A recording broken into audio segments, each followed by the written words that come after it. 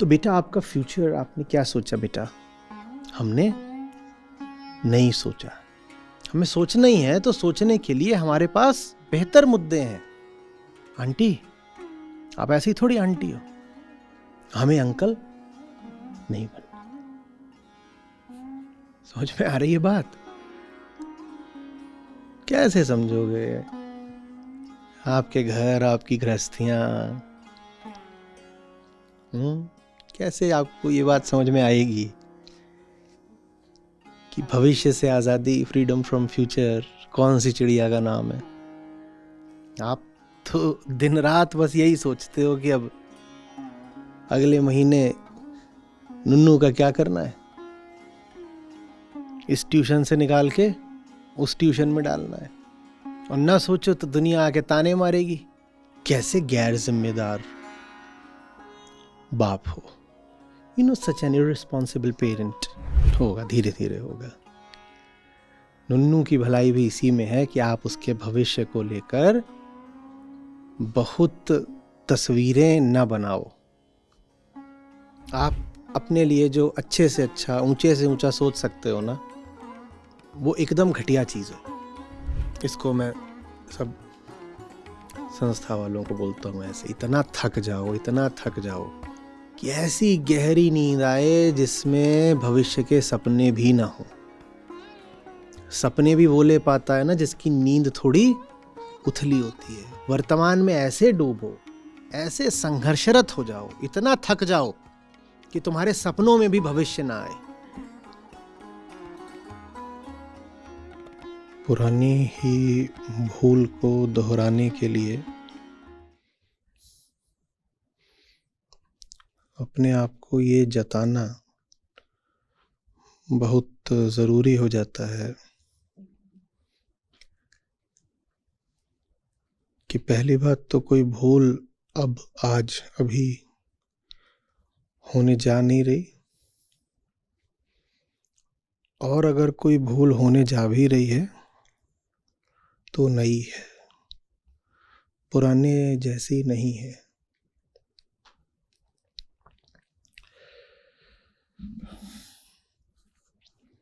विचित्र सी बात है। उपनिषद, वेदांत एक और तो चाहते हैं कि आप काल के प्रवाह से मुक्त हो जाएं, और दूसरी ओर वो आपसे ये भी आग्रह करते हैं कि अतीत को बहुत जल्दी भूल मत जाना।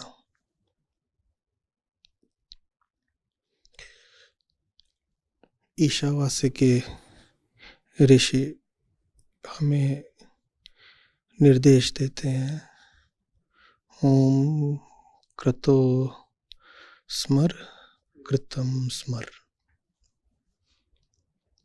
भूलना नहीं। हमें थोड़ा अचरज होता है, भूलेंगे नहीं तो अतीत तो सर पे नाचता रहेगा। जो सर से ना उतरे माया कहिए सोए।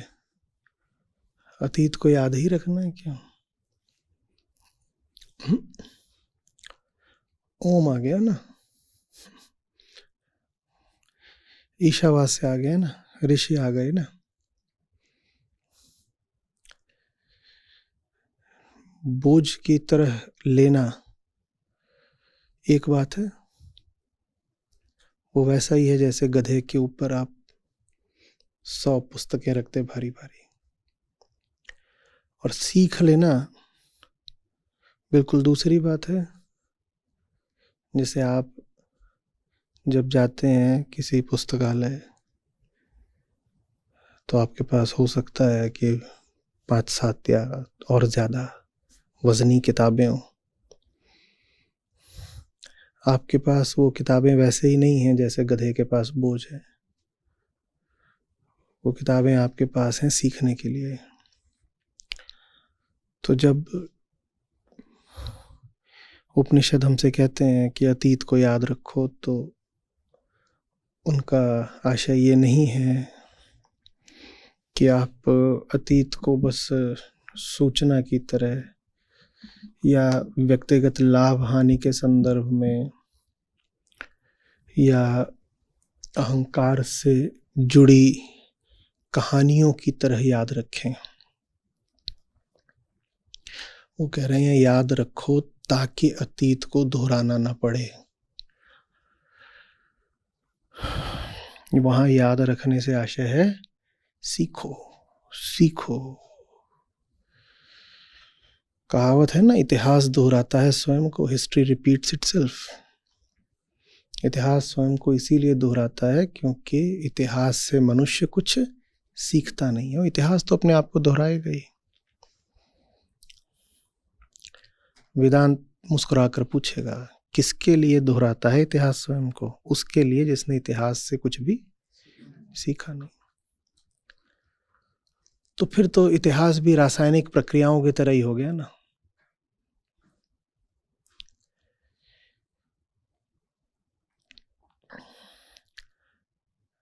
दस 10,000 साल पहले आप पानी पर सोडियम डाल देते, वही होता जो आज होगा। वहां चेतना तो है नहीं, वहां तो जड़ पदार्थ हैं। जो तब होता था वही आज भी होगा। 10,000 साल पहले आप मिट्टी पर बीज को डाल दें, वही होता जो आज होगा, बशर्ते मिट्टी और दूसरी स्थितियां वैसी ही हों। समझ में आ रही बात? तो सीखोगे नहीं तो दोहराओगे। और सत्य दोहराया जा नहीं सकता, क्योंकि कोई चीज दोहराई जाए उसके लिए जरूरी होता है कि पहले वो समाप्त हो। पहले समाप्त हो और फिर पुनर् उसका आरंभ हो, उत्पत्ति हो। न सत्य का अंत होता न उत्पत्ति होती, तो सत्य का दोहराव जैसा कुछ होता नहीं। दोहराव अगर कभी भी होगा तो किसका होगा? असत का ही होगा। जो मरण धर्म है वही पुनः पुनः प्रकट होगा और अप्रकट होगा, और जो मरण धर्म है वही अमृत खोजती आपकी चेतना के लिए बड़े दुख का कारण है। चेतना अपने स्वभाव अमृतत्व को तलाशती रहती है, और मिल जाती हैं उसे वो सब चीजें, ऐसे विषय जो सब क्या है? मरण धर्म। और जो आप चाह रहे हो उससे बिल्कुल विपरीत, बल्कि दूसरे आयाम का कुछ मिल जाए, यही दुख होता है। जो आप हो उससे बिल्कुल ही भिन्न कुछ आपको बनना पड़े, यही दुख होता है। बहुत स्थूल तल पर भी अगर देखो, अभी छोड़िए कि आत्मा तो बहुत ही सूक्ष्म होती है, अहंकार भी कुछ सूक्ष्म ही होता है। एकदम स्थूल बात ले लो, आपको कह दिया जाए कि चौपाए बन जाओ, देखो कैसा दुख होगा। आपको कहा जाए बस ऐसे एक नाक से सांस लेनी है, देखो कैसा, एक आंख से देखना है, देखो कैसी तकलीफ होगी। ये दुख है। जो आप हो नहीं वो बनने के लिए विवश किया जाना। विडंबना बस ये है कि बहुत समय तक आपको चौपाया बनाकर रखा जाए तो फिर दोपाया बनने में दुख होने लगता है। बड़ा लंबा आपका अभ्यास करा दिया जाए 2 हाथ 2 पांव पे चलने का, तो फिर कोई आगे खड़ा कराए तो मन और तन दोनों विरोध करेंगे। मन बोलेगा क्या करा रहे हो, हम तो हैं ही पैदाइशी चौपाए, तुम कह रहे हो 2 पे खड़े हो जाओ, ऐसे थोड़ी होता है। और तन को भी अभ्यास हो चुका होगा चौपाया बनने का। अब सीधा खड़ा किया जाएगा तो पीठ कराहेगी। पीठ उस दिन भी कराही होगी जिस दिन आपको विवश किया गया था 4 पे चलने को, पर तब रही होगी कोई मजबूरी, आप झेल गए। अब इतना समय बीत गया, पीठ ने अभ्यास कर लिया। ये तक हो सकता है कि हड्डियां वगैरह आपकी अपना प्राकृतिक आकार छोड़ करके चौपायों जैसा आकार कुछ कुछ लेने लग गई हों, कुछ मांसपेशियां अतिशय सक्रिय हो गई हों और कुछ मांसपेशियां लगभग मृत हो गई हों। अब कहा जाएगा वापस खड़े हो जाओ, हड्डी और जोड़ और मांसपेशियां साथ नहीं देंगे। समझ में आ रही है बात? ये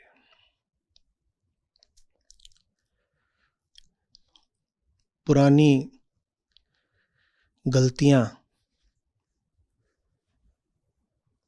आज की आदत कहलाती हैं।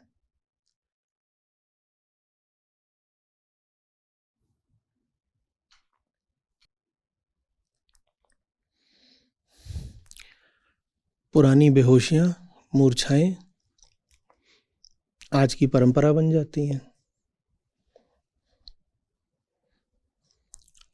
रहा होगा कोई जिसने बेहोशी में कुछ कर दिया, कर ही नहीं दिया, किए हुए को जायज़ भी साबित कर दिया। हम काहे को माने हम बेहोश हैं? हमने जो किया है वो किसी तर्क से किया है, किसी उद्देश्य से किया है, तो सबको जता भी दिया कि जो किया वही ठीक है। आपने जो किया वही ठीक है, तो आगे वालों के लिए क्या बनेगा? परंपरा बन जाएगा। तो पुरानी मूर्छाएं आज की परंपराएं बन जाती हैं। समझ में आ रही है बात? दोहराव इस तरह आगे बढ़ता है। पुरानी मूर्छा क्या बन गई? अब दोहराव दोहराव दोहराव। तो फिर ऋषि हमें समझाते हैं कि कृतो स्मर कृतम स्मर। जो आज कर रहे हो, देखो कि कहीं वो पुरानी किसी बेहोशी का दोहराव तो नहीं। और बेहोशी से हम अभ्यस्त हो सकते हैं।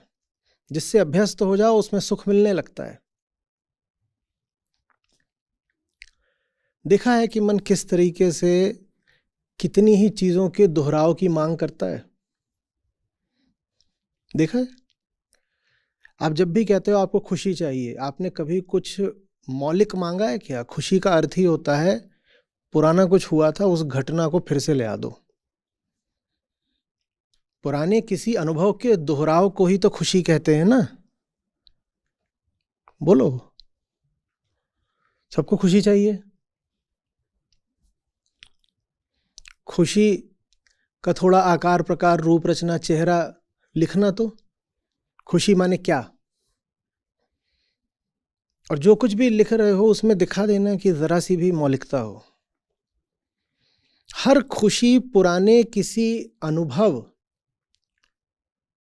का ही या तो विस्तार है या संवर्धन है, कुछ संशोधन है, पर मूल में खुशी की मांग, सुख कभी मौलिक नहीं होता। हमें दोहराव चाहिए। और थोड़ी देर पहले हम कह रहे थे कि सत्य अपने आप को बेचारा दोहरा सकता ही नहीं है, क्योंकि न उसका अंत होता, न उसका पुनर्जागरण होता, न वो मरता न जगता। तो कैसे दोहराएगा अपने आप को? दोहरा सकता है? और हमको दोहराव ही चाहिए सुख के नाम पे। तो हम सुख के नाम पर क्या दोहराना चाहते हैं बार बार? झूठ। झूठ। सुख के नाम पर हम मृत्यु को दोहराना चाहते हैं बार बार।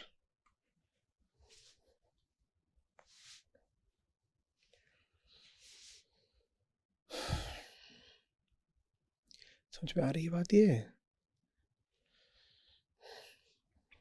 पूरा जीवन हमारा यही कलपते बीतता है कि वाह वो क्या दिन थे, वो कैसे लौट के आएंगे। वो दिन हमारे हो तो हमारे ना हो तो किसी और के हो।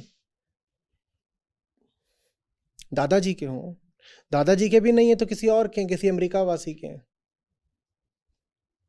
उनके भी नहीं है तो आपके देश के कह रहे हो। 5वीं 6ठी शताब्दी का भारत स्वर्ण काल, हमें वो दोहराना है। कुछ मौलिक है इसमें? कुछ मौलिक। एक समय देश सोने की चिड़िया था, तो ये भी नहीं बोलते अब प्लेटिनम की चिड़िया बनाएंगे। सोना माने सोना पे ही अटक गए, और चिड़िया ही क्यों, अब तेंदुआ बनाओ ना। पर नहीं, दोहराओ दोहराओ, और दोहराई बस मृत्यु जाती है। लेकिन दोहराव में सुरक्षा है। पीछे कुछ हुआ था, उसमें सुख का कम से कम एहसास हुआ था। अब सुख उसमें वास्तव में हो ना हो, पर अनुभव तो हुआ था कुछ। और जो कुछ भी हुआ था वो इतना बुरा नहीं था कि हमें मार ही गया हो। उस पूरे अनुभव से गुजरने के बाद भी मैं हूं, तो ले दे करके वो सौदा मुनाफे का ही था, मुझे दोबारा करना है। समझ में आ रही है बात? तो उपनिषद कहते हैं वो जो भी तुमने सौदा करा था, जरा अच्छे से परखो उसको अच्छे से समझ लोगे तो दोबारा नहीं करोगे। अतीत को दोहराने की मांग वही करते हैं जो अतीत से बेखबर होते हैं। और इसलिए जो लोग कामनाओं तमन्नाओं में ज्यादा जीते हैं, उनके लिए झूठ आवश्यक हो जाता है। वो इतिहास के, चाहे वो उनका इतिहास हो, चाहे सामुदायिक इतिहास हो, चाहे राष्ट्रीय, चाहे वैश्विक, वो इतिहास को तोड़ना मरोड़ना अपना अधिकार समझने लगते हैं। उपनिषद उसके बिल्कुल विरुद्ध चेतावनी दे रहे हो, कह रहे हैं समझो क्या है जो हुआ पीछे, और अगर पीछे क्या है वो समझना है तो उसके लिए तो तथ्य चाहिए। जो भी आपके मन में इतिहास का खाका है वो साफ सच्चा खिंचा होना चाहिए। बात समझ में आ रही है? जहां तथ्य ही नहीं है वहां तुम सत्य तक कैसे पहुंचोगे? सत्य तक पहुंचने के लिए पहले तथ्य तो पता हो, और तथ्यों को उड़ा दिया गया, उसकी जगह कल्पना चाशनी में डुबो के परोस दी गई, तो अब सत्य कैसे मिलेगा? तो दोहराववादी लोग, झूठवादी, असतवादी, मिथ्यावादी भी जरूर होंगे ही होंगे। जो बोलेगा कि कोई लौटा दे मेरे बीते हुए दिन, वो निश्चित ही अपने बीते हुए दिनों के बारे में झूठ बोल रहा होगा। वो बीते हुए दिनों का फुग्गा फुला रहा होगा, उसमें ऐसे ऐसे रत्न हीरे मोती जड़ रहा होगा जो उसमें वास्तव में पहले कभी थे ही नहीं। समझ में आ रही है बात? और जो अतीत को साफ साफ देख लेगा, समझ लेगा, निर्मम होकर के। अतीत को देखना समझना बड़ी कठिनाइयां होती हैं। हमारा अतीत है ना, कैसे मान लें कि हम अतीत में झुन्नू लाल थे? मान सकते हो अगर तुम अभी झुन्नू लाल ना हो। जो अभी झुन्नू लाल ना हो उसके लिए तो झुन्नू लाल पराया हो जाता है ना, फिर वो झुन्नू लाल पर हंस सकता है। तुम अगर अपने झुन्नू लाल अतीत पर हंस नहीं सकते तो झुन्नू लाल तुम्हारा अतीत है ही नहीं, वो तुम्हारा वर्तमान है। और अतीत में तो सब झुन्नू लाल ही होते हैं, कौन सिकंदर पैदा होता है? लेकिन बहुतों के लिए ये जताना मजबूरी हो जाती है कि साहब हम तो बचपन में ही या पीछे ही सरताज सिकंदर थे। नहीं, जिसको स्वीकार करने में तकलीफ हो रही है कि तुम आज तक झुन्नू लाल रहे हो, वो आज तक ही झुन्नू लाल नहीं रहा, वो आज भी झुन्नू लाल है। जो अब झुन्नू लाल नहीं रहा वो बिल्कुल मौज में हंस के घोषणा करके बेखटके सबको बोलेगा, बुला बुला के बोलेगा। तुम्हें पता है झुन्नू लाल कितना मूर्ख है? क्योंकि अब झुन्नू लाल उसके लिए पराया। अरे कोई और है झुन्नू लाल, हम थोड़ी हैं। हमारा थोड़ी उससे अपमान हो गया कुछ। और झुन्नू लाल जैसा है तो है। हम झुन्नू लाल के किए पर अपना पर्दा क्यों डालें? जो किया किसने किया? झुन्नू ने किया। झुनुआ जैसा होगा तो हम, पूरी दुनिया झुन्नू के मजे लेती है तो हम भी लेंगे, क्योंकि झुन्नू है ही इसी लायक, सब उसके मजे लेते हैं तो हम भी लेंगे। ये बड़ी मुक्ति और मजबूती का लक्षण होता है जब आप अपने अतीत पर हंसने लग जाओ। और अतीत माने 10 साल पहले वाला ही नहीं होता, अतीत 10 क्षण पहले वाला भी होता है। 10 पल पहले भी जो आप थे वो अतीत ही तो है आपका। हमने अभी अभी जो गलती करी हम उसको कहाँ स्वीकार कर पाते हैं? जो अपनी गलती नहीं स्वीकार कर पाता वो अभी भी गलत है। जो अपनी गलती स्वीकार कर ले उसकी गलती समाप्त हो गई।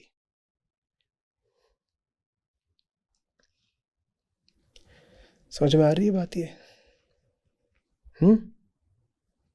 तो उपनिषद थोड़ी सी विरोधाभासी बात करते हैं। कहते हैं एक तरफ तो हमें अतीत ही से नहीं समग्र समय से मुक्त होना है, और दूसरी ओर ये भी कहते हैं वो कि अतीत को याद रखना।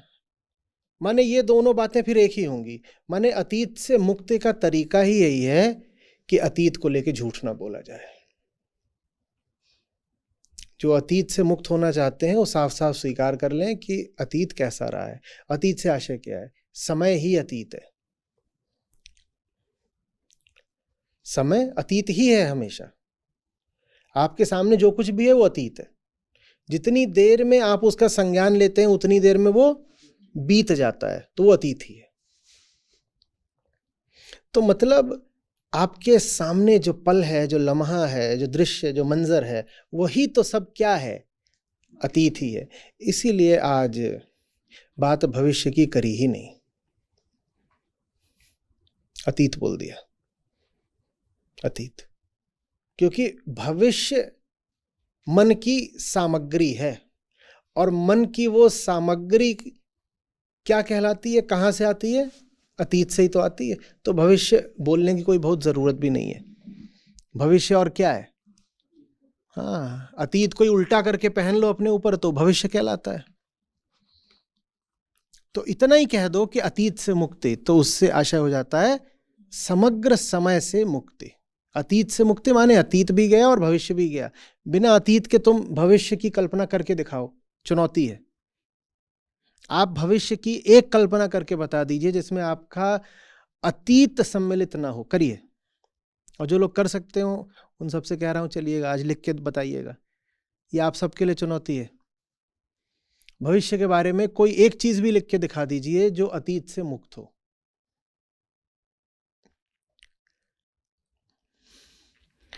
अतीत से मुक्त हो उसके लिए भी अतीत से तुलना करनी पड़ेगी ना।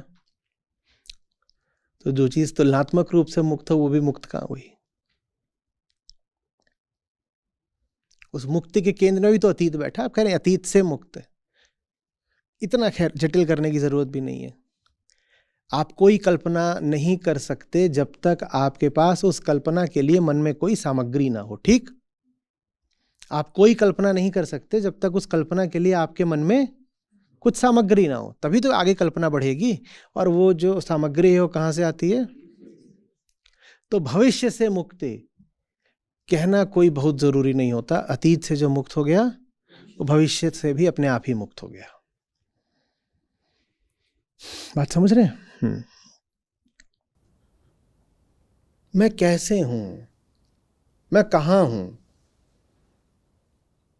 अगर जैसा मैं कल था वैसा ही मैं आज हूं,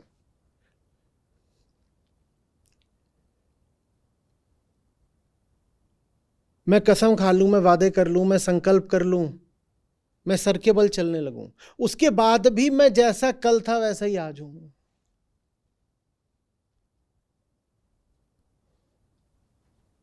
कृतम स्मर। मुझे कल का भी याद है और मैं अभी सामने जो वो भी देख रहा हूं। मैं कह रहा हूं मुझे जिंदगी ने इतनी चोट दे दी, उसके बाद भी मैं जैसा कल था वैसा ही आज हूं। समझाने वाला मुझे समझाने के लिए सर पटक पटक के हार गया, उसके बाद भी मैं जैसा था वैसे ही। मैंने लिखित में दे दिया मैं बदलूंगा सुधरूंगा, उसके बाद ही मैं जैसा कल था वैसे ही। तो मेरे होने से कोई फर्क पड़ रहा है क्या? मैं चाहे कसम खाऊं, मैं चाहे दुख पाऊं, मैं चाहे संकल्प करूं, मैं चाहे बेहोश हो जाऊं, मैं कुछ भी करूं, मैं जैसा कल था मुझे आज भी अनिवार्यतः वैसा ही होना है। तो मेरे होने से कोई फर्क पड़ रहा है? एक गाड़ी में ड्राइवर बैठा हुआ है, उसने स्टीयरिंग बहुत तेजी से दाएं की ओर मोड़ी तो भी गाड़ी सीधे चलती रही। फिर उसने स्टीयरिंग बहुत तेजी से बाईं ओर मोड़ी तो भी गाड़ी सीधे चलती रही। उसने अपनी तरफ से बहुत जोर का ब्रेक लगा दिया तो भी गाड़ी ऐसी चल रही थी, ऐसी चल रही। उस गाड़ी में कोई ड्राइवर है भी? कोई है? देखो, कल याद करो तुमने स्टीयरिंग किधर को मोड़ी थी? बाईं तरफ। आज तुमने स्टीयरिंग किधर को मोड़ी? पर गाड़ी तो कल भी चल रही थी और आज भी चल रही है। तुम्हारे होने से कोई फर्क पड़ रहा है? जब तुम्हारे होने से कोई फर्क ही नहीं पड़ रहा तो तुम्हारे होने को हम होना ही क्यों माने? तुम हो ही नहीं। तुम कहां हो? तुम ब्रेक मारते हो तो भी गाड़ी वैसी ही चलती है। कोई आकर के तुमको बहुत समझा देता है, भैया गति बढ़ाओ, तुम एक्सेलरेटर दबा देते हो तो भी गाड़ी जैसी चल रही थी वैसी ही चल रही है। तुम हो भी। मैं किसकी बात कर रहा हूं? मैं हमारी जिंदगियों की बात कर रहा हूं। प्रतिपल प्रकृति अपने नए नए रंग दिखाती रहती है, दिखाती है। आप कभी छोटे थे, आप जवान हुए, अब आप जवान से आगे बढ़ते जा रहे हो। कुछ बदला है? कुछ बदला? आपको इतनी बातों का ज्ञान दे दिया गया, कुछ बदला? बिल्कुल तोड़ देने वाले बीच बीच में आपको दुख भी मिल गए, मिले ना? कुछ बदला?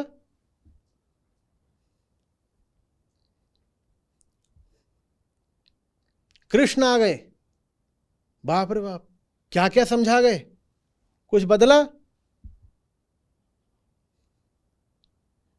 न दुख हमें बदल पाता, न उम्र अनुभव हमें बदल पाते, न ज्ञान हमें बदल पाता।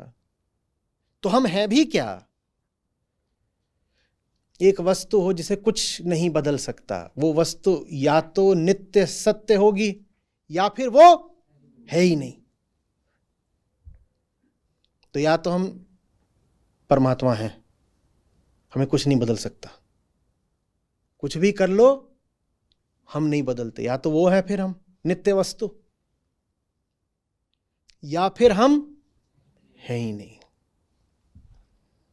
अपनी जिंदगियों को देख के बताइएगा, क्या सचमुच कुछ बदलता है? तो फिर हम हैं कहां? जो पुरानी कहानियां थी वही हम आज भी दोहरा रहे हैं। पहले भी क्या थे? बेहोश। अभी भी क्या है? कुछ बदला है क्या? स्थितियां बदलती रहती हैं, सचमुच हम बदलते हैं क्या? कुछ बदलता है भीतर? हम हैं नहीं।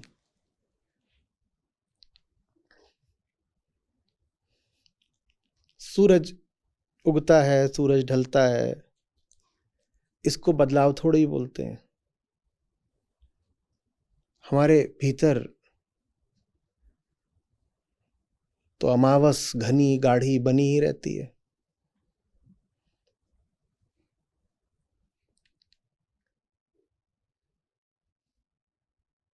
समझ में आ रही है बात? कुछ बदलना नहीं है, बस ये जो ड्राइवर बैठा है गाड़ी में, इसे शोर मचाना है बहुत सारा, और खुद को ये जताना है जैसे अभी वो पूरे नियंत्रण में है। स्टीयरिंग नचा रहा है, स्टीयरिंग नचा रहा है। कभी कभी बहुत चिंतित भी हो जाता है, अरे मैंने इंडिकेटर दिया कि नहीं दिया? झुन्नू, गाड़ी सीधे जा रही है, पर झुन्नू ने अपनी ओर से गाड़ी दाएं मोड़ दी है, तो झुन्नू को बड़ी एंग्जाइटी हो गई है कि साथ में इंडिकेटर दिया कि नहीं दिया। क्या करेगा इंडिकेटर देखे? गाड़ी तो सीधी जा रही है।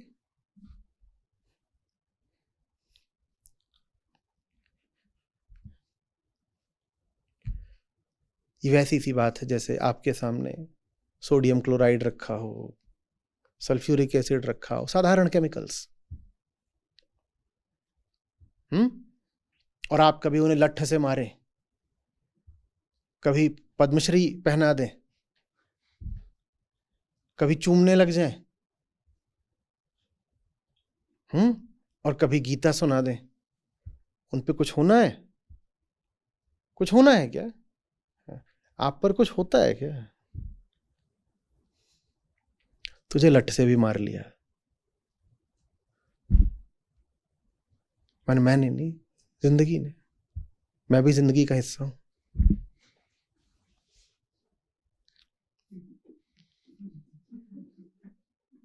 तू बदला क्या?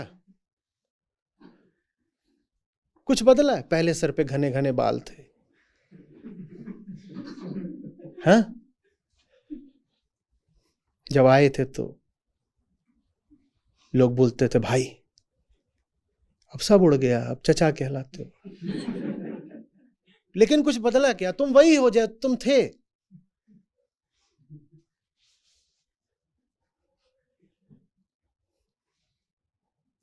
बात तब भी नहीं समझ में आई थी, बात अब भी नहीं समझ में आई।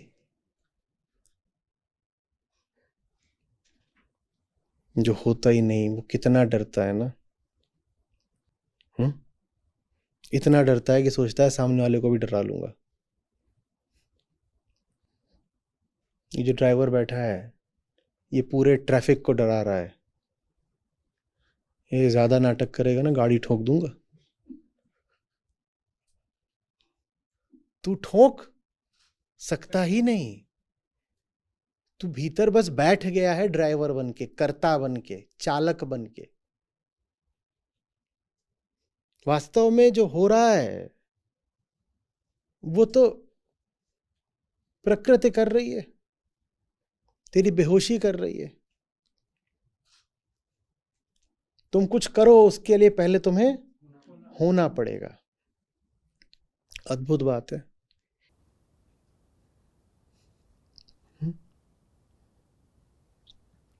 मृत्यु समझ में आने लग जाए तो जन्म हो जाता है, और मृत्यु तभी समझ में आती है जब अपनी जिंदगी को आदमी बहुत निर्ममता से, नजदीकी से, साफ साफ देखता है।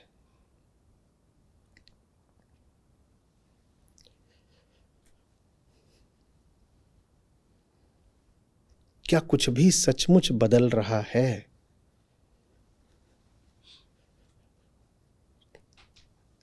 जो मैं ऐसे भी काम करता हूं जो परस्पर एक दूसरे से विपरीत लगते हैं, वो काम भी तो एक जैसे ही है ना सारे।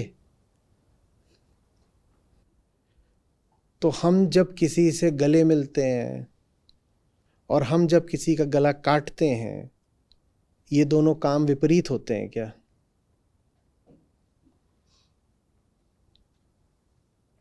एक ही केंद्र होता है, उसी से हम गले मिलते हैं, उसी से गला काटते भी हैं। इसीलिए बहुत बहुत समय नहीं लगता,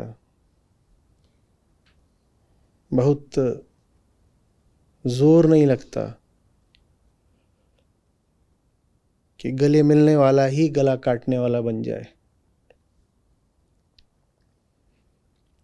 और कभी उस पर यह इल्ज़ाम मत लगाइएगा कि वो बदल गया। उस बेचारे की औकात कहाँ कि वो बदल पाए। वो बदला नहीं है। कल वो आपको गले लगाता था, आज वो आपका गला काटता है। ये दोनों बिल्कुल एक ही बात है। काश कि वो बदल पाता। आप तो उसका गौरव बढ़ा रहे हैं, उस पर इल्ज़ाम नहीं लगा रहे हैं। जब आप कहते हैं कि तुम बदल गए, आम आदमी के बूते का नहीं है कि वो बदल सके। तो यूं ही किसी को मत कह दिया करो कि तुम बदल गए। ये बदलना तो बिरलों को नसीब होता है, हम नहीं बदलते, हम नहीं बदलते।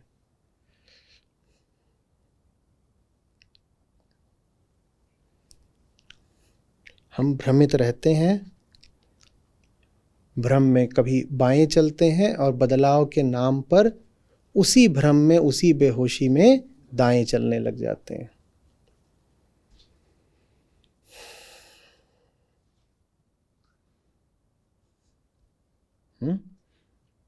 मौत अब पाठ पढ़ाएगी, होशियार, आने वाले सत्रों में।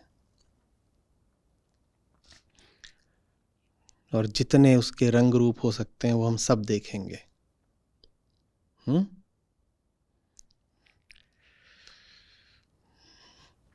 आगे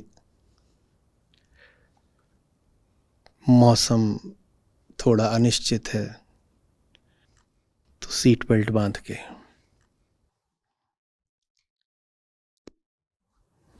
शौचालय का प्रयोग भी वर्जित है।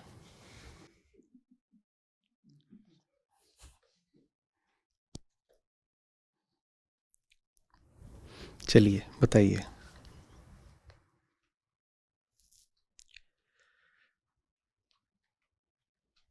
जी प्रणाम जी। आचार्य जी। आपने कहा कि अतीत को याद रखो और सीखो, जिससे अतीत दोहराना ना पड़े, और साथ में ये भी कहा कि दोहराते वही हैं जो बेहोश होते हैं। तो इसका मायने जो आप हमेशा गीता समागम और संत संहिता और बहुत जगह ये प्रसंग बताते हैं कि मूल अज्ञान या यही है कि मैं हूँ, मतलब ये अज्ञानता जो हमारे अंदर होती है और जिसकी वजह से ये सारा कामना और ये सब बातें होती हैं। तो यही मूल बात है कि मैं जानना चाह रहा था कि ये जो पूरे दोहराव है इतिहास का भी, क्या ये इसी वजह से होता है कि हम अज्ञान में ही होते हैं, या बेहोश जिसे आप कहते हैं बेहोशी में है? और क्या। अभी सर वेदांत संहिता में मेरा दूसरा ही सेशन है। आपकी पुस्तकें तो मैंने पढ़ ली थी, तो उससे थोड़ा पृष्ठभूमि होने की वजह से मुझे ज़्यादा परेशानी नहीं हुई है। और प्रणय जी का भी धन्यवाद सर, मुझे गीता समागम से संत समागम तक लाए और अब वेदांत संहिता तक ले आए। क्योंकि मैं थोड़ा इस नौकरी और व्यस्तता की वजह से हमेशा रिलक्टेंट रहता हूँ, लेकिन उन्होंने फोर्स कर करके मेरे को यहाँ तक ले आए। तो अब थोड़ा सा 13 दिन हो गए हैं, जो 30 दिन में 13 दिन मुझे आपके आपके सानिध्य में बैठना बहुत एक विशेष बात है। लेकिन हाँ, थोड़ा समय तो अब देना पड़ेगा, क्योंकि सर एक बार जो मैं इसलिए नहीं जुड़ता हूँ कि मुझसे ये नहीं हो पाएगा फिर कि आपसे जुड़ूं फिर ना उसको देखूं। तो ये रहता था कि अब थोड़ा करनी पड़ेगी, इसके लिए प्रयास कर रहा हूँ, क्योंकि मेरा थोड़ा जॉब प्रोफाइल इस तरह का है कि मुझे दिक्कत होती है। देखिए, हमने कहा ना कि हम बदलते नहीं, और सारा खेल इस बात का है कि हम बदल जाएं। हम बदलते नहीं, इसको ऐसे समझिए कि जैसे हम जन्म लेते समय होते हैं हम वैसे ही रह जाते हैं। जानने वालों ने बात बड़े बड़े मधुर लेकिन थोड़े रहस्यमयी तरीके से कही है। संतों ने गाकर पूछा है कि मैंने कौन सा अपराध करा था जो तुमने मुझे जन्म दे करके, इस दुनिया में भेज करके मुझे अपने आप से दूर कर दिया। मैंने कौन सा अपराध करा था जो तुमने मुझे जन्म दे करके, माने इस दुनिया में भेज करके मुझे स्वयं से दूर कर दिया। इसको इस बात के साथ जोड़िए कि हम बदलते नहीं हैं। हमारी हस्ती की शुरुआत ही होती है सच से दूरी के साथ। जन्म का अर्थ ही है कि सच से दूरी बन गई, पहला कदम ही है सच से किसी अलगाव की दिशा में, जो कि वस्तुतः हो नहीं सकता पर हमें लगता है कि है, तो वो ठीक है। तो जन्म का मतलब ही है कि पैदा हो गए और कहाँ अनन्यता के आनंद में थे, न होने के रस में डूबे थे, और अब पैदा हो गए। तो रोए भी हैं संत कि काहे पैदा हो गए। लेकिन शुरुआत ही होती है किससे? दूरी बनाने से। और हम कह रहे हैं हम बदलते नहीं, तो इसका मतलब है कि फिर हम जीवन भर किधर को चलते हैं? दूरी बनाने की, दूरी बढ़ाने की ही दिशा में चलते हैं। तो जहाँ कहीं भी आपको सच के निकट आने का अवसर मिलेगा वहाँ पर आप थोड़ा सा कसमसाओगे, विरोध करोगे और आपको धक्का लगाना पड़ेगा, ये सब होगा। लेकिन बाद में आप भले ही फिर अनुग्रह ज्ञापित करो कि अरे बड़ा अच्छा करा कि हमें इधर को धकेल दिया, करोगे ही, क्योंकि प्रेम तो सच के अलावा किसी से हो सकता नहीं। तो जब सच की दिशा धकेला जाएगा तो जिसने धकेला होगा आप उसके प्रति हमेशा बाद में, कब? बाद में बड़े कृतज्ञ रहेंगे। लेकिन जिस शब्द को मैं जोर से बोल रहा हूँ वह बाद में।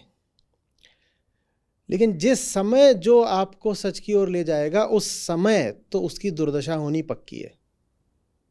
बाद में मानवता ने सब अपने उद्धारकों को धन्यवाद दिया है, लेकिन जब वो थे उस समय तो समस्या रहती ही है। और वो चीज़ जो है वो आज के सत्र से जुड़ी हुई है, हम बदलते नहीं हैं। जन्म का मतलब ही होता है कि अब हम जीवन के जितने बखेड़े हैं उनमें फंसने के लिए ही पैदा हुए हैं, और अगर उनसे हटाने की कोई चेष्टा करेगा तो हम बस उसका विरोध करते रहेंगे। आज पूरा दिन मेरा, जो लोग आपसे बात करते हैं सब सलाहकार लोग, इनके साथ तनाव में गुजरा है। क्यों? अब जैसे हमारे विकास हैं, आज इन्होंने लगभग आप लोगों के लगभग 450-500 नंबर इन्होंने डायल करे होंगे, उसमें से 50 लोगों ने भी इनसे बात नहीं करी। और ये सब वो लोग हैं जिनको ये जानते हैं, इनमें से बहुत सारे लोग कार्यक्रमों से भी जुड़े हुए हैं, लेकिन वो बचते हैं कि ये फ़ोन करके पूछेंगे कि पिछले गीता सत्र में गायब कैसे थे आप? अच्छा, आपने रिफ्लेक्शन क्यों नहीं लिखा? अच्छा, पिछले महीने कहा था कि इस महीने संत सरिता से भी जुड़ेंगे, अभी तक जुड़े काहे नहीं? अच्छा बताइए, सत्र नहीं आप लाइव देख पाए तो रिकॉर्डिंग सुन लिए, नहीं सुन लिए?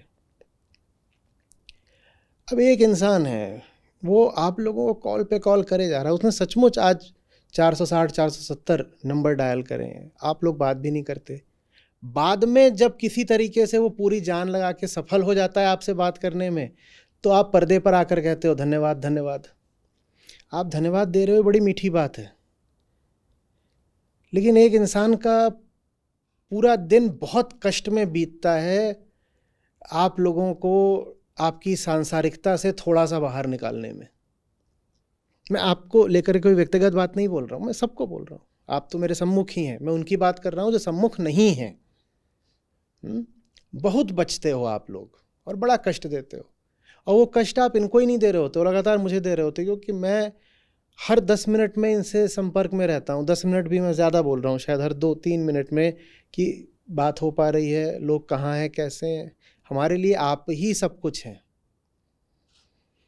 और आप लोग न जाने कौन सा शिष्टाचार दिखाते हो कि फ़ोन भी नहीं उठाते, और फ़ोन नहीं उठाते तो नहीं उठाते, आप कॉल बैक भी नहीं करते, और आपसे कोई पैसा चंदा उगाहने के लिए ही कॉल किया जा रहा हो, कोई ज़रूरी भी नहीं है।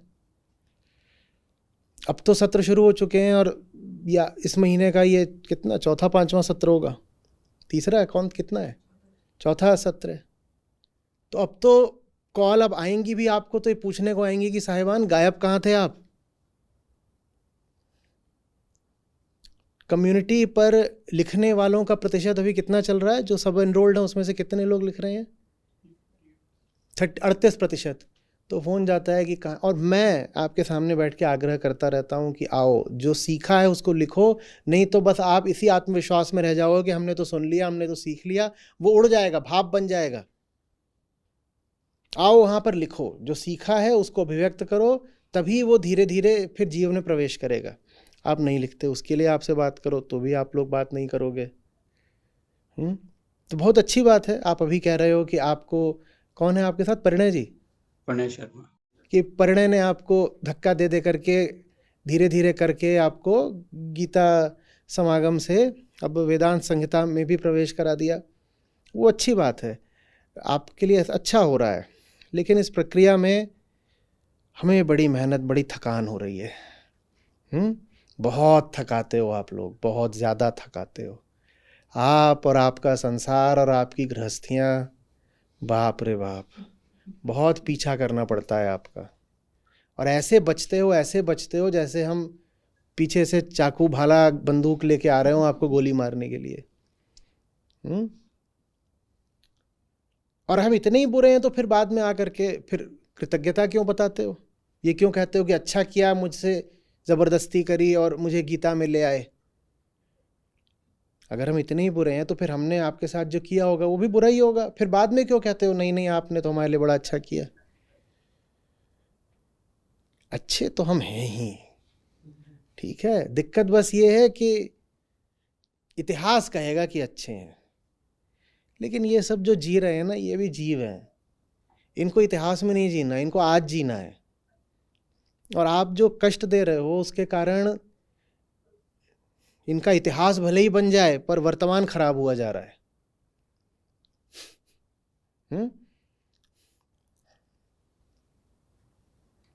नचिकेता वाला ही हाल है। वो ज्ञान दे रहा है पिताजी को और पिताजी उससे दूर होना चाह रहे हैं।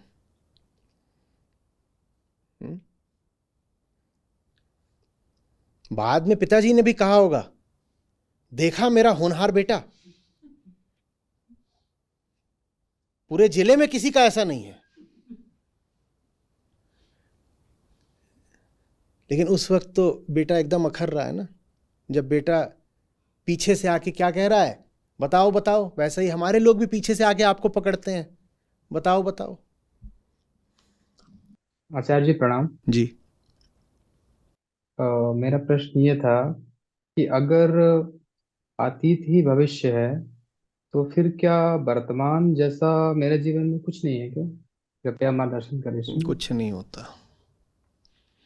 वर्तमान वो जगह होती है जहां पर चेतना कोई मुक्त कर्म कर सकती है। वर्तमान ऐसा होता है जैसे अतीत और भविष्य के बीच में आपको एक नन्हा सा अवसर मिला हो। उस अवसर को गंवा देंगे तो एकदम तुरंत अतीत भविष्य बन जाएगा। The present is a tiny opportunity for change. आप उसको छोड़िए और फिर जो होना होता है अपने आप हो जाता है। क्या हो जाता है? अतीत ही उठ करके भविष्य अपने आप बन जाता है। भविष्य आपकी प्रतीक्षा नहीं करता, समय की धारा को तो बहना है। बस ये होगा कि जैसा आपका अतीत रहता है वही वैसा ही तुरंत आपका भविष्य बन जाता है। ये धारा जिस बिंदु पर तोड़ी जा सकती है उस बिंदु को कहते हैं वर्तमान। हम में से ज्यादातर लोगों के लिए वर्तमान होता नहीं, क्योंकि हम वर्तते नहीं। वर्तमान उन्हीं के लिए होता है जो होते हैं। जब मैं नहीं तो मेरा वर्तमान कैसा? जब मैं ही नहीं वर्तता तो मेरे लिए क्या वर्तमान होगा? समझ रहे हैं बात को? तो गाड़ी अपने आप आगे बढ़ती रहती है, या कह लीजिए नाव अपने आप बहती रहती है। उसमें जो चालक है या नाविक है वो कैसा है? और जो बेहोश है, हम क्यों माने कि वो है भी? जो बेहोश है उसको ये कहना भी कैसे ठीक है कि वो है? उसको तो हम यही कहेंगे कोई नहीं है, बस ऐसे ही अपना हवाएं उसको लिए जा रही हैं, नाव को। हम बदलाव की आज बात कर रहे थे ना। वर्तमान वो बिंदु होता है जिस पर बदलाव हो सकता है। वर्तमान वो अकेला बिंदु होता है जिस पर चेतना काम कर सकती है। चेतना न तो अतीत में काम कर सकती, न भविष्य में काम कर सकती। अतीत की कल्पना है, वही बनती भविष्य की कामना है। इन दोनों के मध्य में जरा सी एक झिर्री होती है चेतना की। इधर क्या है? पीछे कल्पना, उधर आगे क्या है? कामना। और बीच में जरा सा अवसर है, किसका? चेतना का। वो जो अवसर होता है उसको तो हम में से ज़्यादातर लोग कभी पकड़ते नहीं। पकड़ने के लिए हमें होना पड़ेगा ना, पकड़ने के लिए जगह होना पड़ेगा, हम जगह नहीं होते हैं। तो बस ऐसा एक प्रवाह सा चलता रहता है जिसमें खटाखट खटाखट कल्पना क्या बनती रहती है? कामना, कल्पना कामना, कल्पना कामना, कल्पना कामना।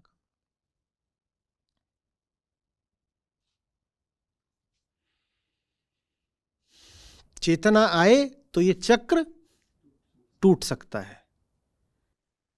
वर्तमान जैसा तो कुछ है नहीं आचार्य जी। तो अभी तो हम लोग का वो चक्र जो आप बता रहे हैं कि अतीत और भविष्य, बस उसी में चलते रहता है चक्र पूरा मन।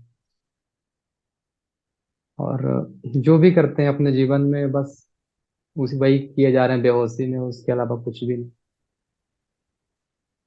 आप और इसको साधारण करके समझ लीजिए ना, स्मृतियां, उनमें लौटने के लिए कोई मेहनत करनी पड़ती है? करनी पड़ती है। नहीं, कामनाएं, उनको जागृत करने के लिए भी कोई मेहनत करनी पड़ती है?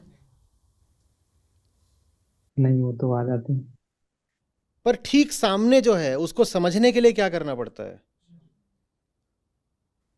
प्रतिरोध, विरोध करना पड़ता है, श्रम। श्रम करना पड़ता है। वो अवसर चेतना का होता है।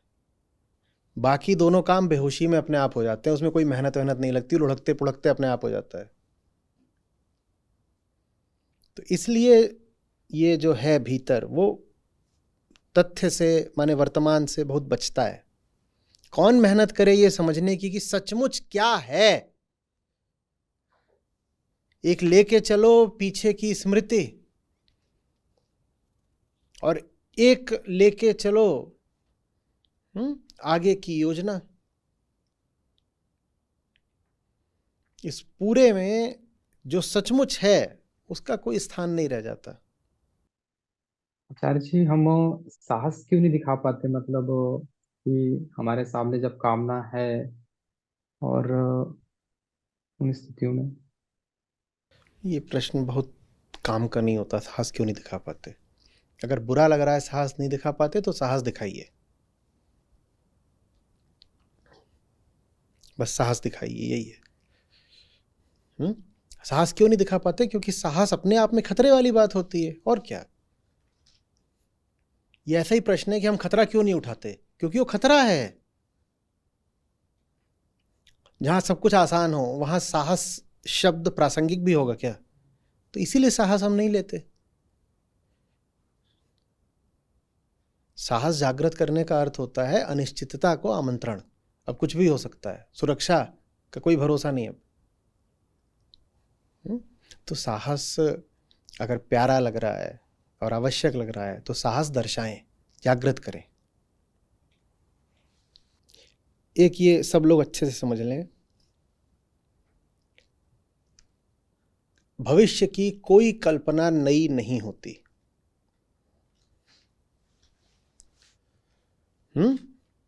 नया आपकी योजना से नहीं प्रकट होता। द न्यू, मौलिक, ओरिजिनल जो है, ऑथेंटिक,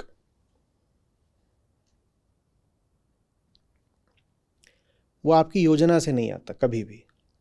योजना से जो आएगा वो हमेशा अतीत का रूपांतरण मात्र होगा। नया तो ऐसा होता है कि जब वो आता है तो जिसको आता है उसको भी चौंका जाता है। और अगर नया आपकी योजना से आ रहा है तो आपको बासी ही तो लगेगा, क्योंकि योजना तो पहले मन में पकी और फिर सामने दिखी। तो जब दिखेगी तो कोई नई लगेगी, उसका ब्लूप्रिंट कहाँ बैठा है पहले से, तो उसमें नया क्या है? फिर जो नया होगा वो आपको भी चौंका के जाएगा। इसीलिए नया हमेशा अप्रत्याशित होता है, अननुमेय होता है, अनायोजित होता है। उसको होने दिया जाता है। आप कहते हो मुझे समझने दो बात क्या है, और उस समझ से फिर जो होगा सो होगा, हम उसमें बाधा नहीं बनेंगे। तो वो जो नया है जीवन में, हम सबको नूतनता की तलाश रहती है ना, कुछ नया हो, पुराना है, पुराने में दुख है, पुराने में ऊब है, ये सब। जिन्हें कुछ नया चाहिए हो वो अपने पर इतनी कृपा करें कि नए की योजना न बनाएं। पुराने में क्यों फंसे हैं ये देखना अलग बात है, ये जरूर देखें। पुराने में क्यों फंसे हैं ये समझिए। नया आएगा, उसका रूप रंग क्या होगा, किस रास्ते से आएगा, उसका प्रभाव क्या होगा, उससे क्या फायदा, क्या परिणाम, ये सब नहीं सोचा जाता। ये सब सोच के तो आप बस अतीत की ही पुनरावृत्ति करेंगे। तो हम जो कल्पना वगैरह बनाते हैं ना कि हमारा ऐसा होगा, अ न्यू फ्यूचर, वो सब कुछ नहीं होता है। वो आपके पुराने ही जो अनुभव हैं उसमें आपको जहाँ कहीं सुख मिला था, तो आप दो चार अनुभव जिनमें सुख मिला था उनको आपस में मिला देते हैं, फिर उसमें तड़का लगा देते हैं और फिर गुब्बारा ऐसा फुला देते हैं। तो वो सब देखने में ऐसा लगता है जैसे कि आगे के लिए कोई नई कल्पना करी हो। नई नहीं करी, उसमें गौर से देखिएगा वो मामला पुराना ही होगा। किसी भी व्यक्ति के भविष्य की कल्पना उसके अतीत से असंबंधित नहीं हो सकती। जो आपका अतीत रहा है वैसे ही आप भविष्य की मांग करने लग जाते हो, और सिर्फ इसलिए कि आप जो भविष्य मांग रहे हो वो अतीत के विपरीत है, वो अतीत से मुक्त तो नहीं हो गया ना, अतीत के विपरीत है, अतीत से मुक्त तो नहीं है। एक आदमी का बचपन एकदम गरीबी में बीता, एकदम गरीबी में। अब दो बातें हो सकती हैं, वो गरीबी का अभ्यास कर गया, वो गरीबी को बिल्कुल खा पी गया और मुंह पे मल लिया और गरीबी उसकी हस्ती बन गई। तो इस आदमी ने गरीबी में ही बड़े सद्गुण खोज निकाले। इसने कहा भविष्य कैसा होना चाहिए, कह रहा है गरीब सा हो तो ठीक है। एक ये है। दूसरा व्यक्ति वो गरीब था और गरीब होने के कारण कहीं जाए खाना वाना खाए तो चाटे पड़ जाते थे, लोग मजाक बनाते थे, और गरीबी के जितने भी दुख होते हैं सब उसने झेले थे। तो उसने धुन पकड़ ली कि मुझे अमीर बनना है। जो पहला आदमी है वो गरीब था, तो उसने गरीबी से ऐसा समायोजन बिठाया कि उसने गरीबी को ही सबसे बड़ा पुण्य बना लिया अपने लिए, हाईएस्ट वर्च्यू। कह रहे गरीबी दरिद्र नारायण, गरीबी से ऊंची कोई बात होती है? गरीब, और गरीब वो फिर गरीबी को गरीबी नहीं बोलता है, वो क्या बोलता है गरीबी को? वो बोलता है हाँ सादगी, सादगी, सादगी है, सीधे साधे आदमी है, सादगी से रहते हैं। और जिन्होंने बोला मित व्ययी है, खर्चा कम करते हैं, खर्चा कम करते हैं। उसने गरीबी को क्या बना लिया है? पूजनीय। जैसे गरीबी में ही कोई बड़ा श्रेय हो, पुण्य हो। और दूसरा है, उसने कहा गरीबी, मैंने बचपन में इतनी गरीबी देखी कि मैंने कहा कि 2 अरब जब तक नहीं आ जाते रुकूंगा नहीं। इन दोनों इंसानों में कोई फर्क है? दोनों की भविष्य की कल्पना बिल्कुल अलग अलग है। एक के भविष्य की कल्पना यह है कि मेरी एक झोपड़ी होगी, उस झोपड़ी में मेरे पास एक थाली होगी, थाली में 2 छेद होंगे, एक चम्मच होगा 3 जगह से मुड़ा हुआ, दाल होगी जो ढूंढनी पड़ती होगी पानी में। ये इसकी कल्पना, और ये जितनी ऐसी कल्पना करता है उतना ये अपने आप को और ज्यादा पुण्यात्मा और पूजनीय मानता है। क्या था? गरीबी। गरीबी से बड़ी कोई बात ही नहीं होती। जब तक आपके कपड़े फटे हुए नहीं हैं और आप गंधा नहीं रहे हो, आपने कोई सत्कर्म दिखाया कहाँ? और दूसरा है, वो कह रहा है कि इस गरीबी से तो मुझे विद्रोह करना है। दोनों की भविष्य की कल्पनाएं कैसी हैं? एकदम अलग अलग हैं, लेकिन दोनों ही की कल्पनाओं के केंद्र में क्या है? अतीत की गरीबी। आपके भविष्य की कोई कल्पना नहीं होती जो अतीत से मुक्त हो। तो जब तक आपके पास भविष्य है तब तक आपके पास मुक्ति नहीं हो सकती। और इसका मतलब ये भी है कि जब तक आपके पास भविष्य है तब तक आपके पास प्रेम भी नहीं हो सकता साहब, क्योंकि प्रेम का मतलब होता है परिणाम की परवाह न करना। प्रेम का मतलब होता है वो एक चीज़ चाहिए और उसके अलावा कुछ नहीं चाहिए, और वो एक चीज़ जिस कीमत पे मिले सस्ती है। और भविष्य का मतलब होता है भविष्य मुझे फलाने तरीके का चाहिए, फलानी छवि का चाहिए। और प्रेम परवाह नहीं करता कि अब आगे क्या होगा, और भविष्य सिर्फ इस बात की परवाह करता है कि आगे क्या होगा। जिनको भविष्य की बहुत फिक्र है, न उनके लिए सच है, न मुक्ति है, न प्रेम है। फकीरों की मस्ती यही होती है, उन्हें अपने कल का कुछ पता नहीं होता, और इस बात से उनको कोई गिला नहीं होता। धीरे धीरे आपकी ज़िंदगी में आएगा ये, बड़ा आनंद रहता है। सबसे बड़ी बीमारी यही है, कल मेरा क्या होगा।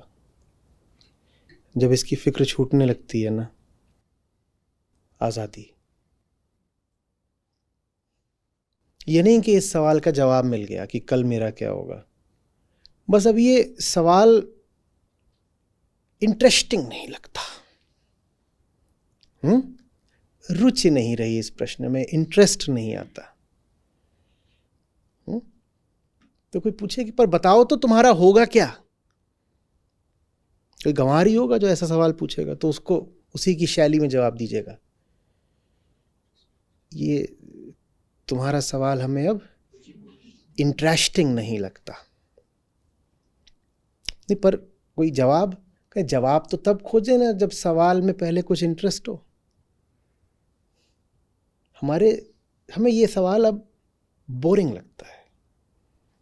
Let's talk of something a little more engaging. ना हम इतने महत्वपूर्ण हैं, ना हमारा भविष्य इतना महत्वपूर्ण है कि हमें उसमें बहुत रुचि, बड़ी उत्सुकता हो। हमसे ज़्यादा महत्वपूर्ण और भी विषय हैं बात करने के लिए साहब, आप उनकी बात करें।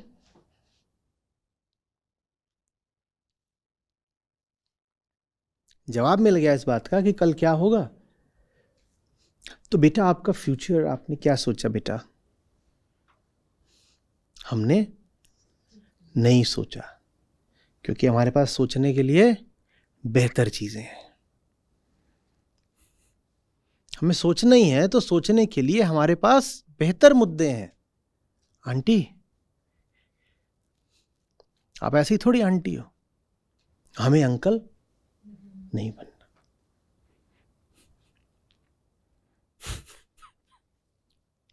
समझ में आ रही है बात? कैसे समझोगे? आपके घर, आपकी गृहस्थियां, कैसे आपको ये बात समझ में आएगी कि भविष्य से आज़ादी, फ्रीडम फ्रॉम फ्यूचर कौन सी चिड़िया का नाम है? आप तो दिन रात बस यही सोचते हो कि अब अगले महीने नुन्नू का क्या करना है,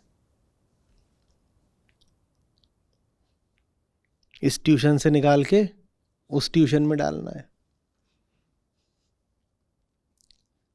और ना सोचो तो दुनिया आके ताने मारेगी, कैसे गैर जिम्मेदार बाप हो, you know, such an irresponsible parent.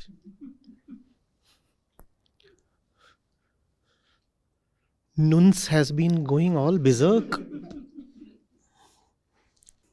वो बिगड़ैल नुन्नुआ।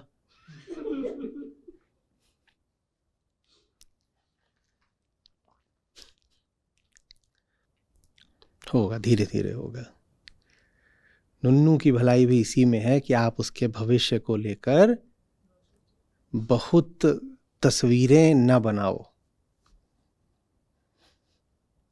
आपसे किसी ने नहीं कहा है कि खाका खींचो और पहले से एक योजना तैयार कर दो कि अब नुन्नू ऐसा करेगा, फिर यहाँ पढ़ेगा, फिर ऐसे होगा, फिर वो नौकरी करेगा। फिर छोड़ दो, उसको भी छोड़ दो और अपने आप को भी छोड़ दो। छोड़ दो माने घर से निकाल दो नहीं, छोड़ दो माने थोड़ी आज़ादी दो उसको।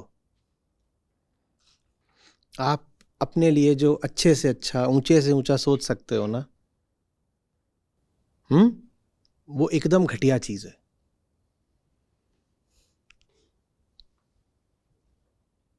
जो सचमुच आपके साथ अच्छा और ऊंचा हो सकता है वो आप होने नहीं देते।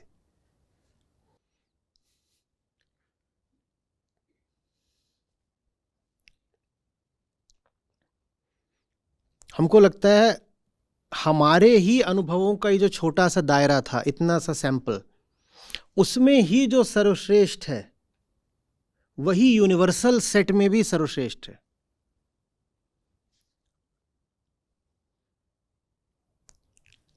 ऐसे समझिए कि जैसे आपके अनुभवों का दायरा उतना है जितना ये हमारा छोटा सा हॉल,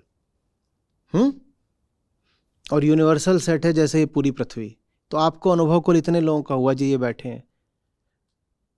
तो ये जो आपको अनुभव हुआ है, आप इसी को अपने भविष्य में भी प्रक्षेपित करना चाहते हो। आप कहते हो यही जो मुझे अतीत में हुआ है, इसमें जो अच्छे से अच्छा है उसी का दोहराव मिल जाए भविष्य में।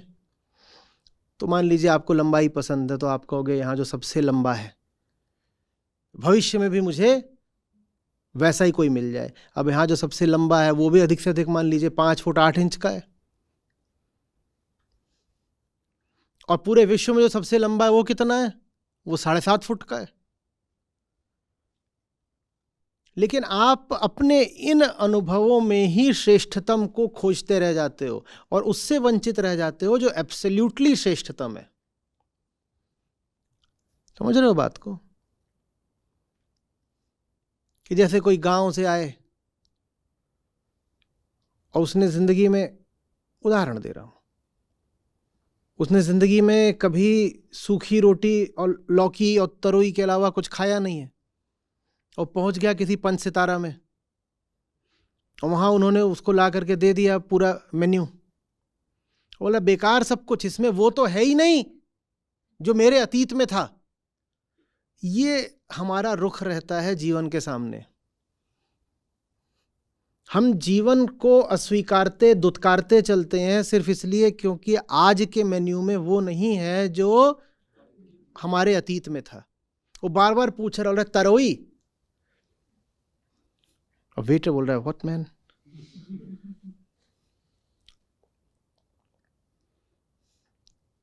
अब तरोई जैसा वहां कुछ मामला, और मैं तरोई से कोई दुश्मनी नहीं रखता हूं, तरोई बहुत अच्छी चीज है, लेकिन भाई रोज रोज तरोई ही, दूसरी चीजें भी तो अच्छी हैं, क्या पता तरोई से बेहतर भी कुछ होता हो।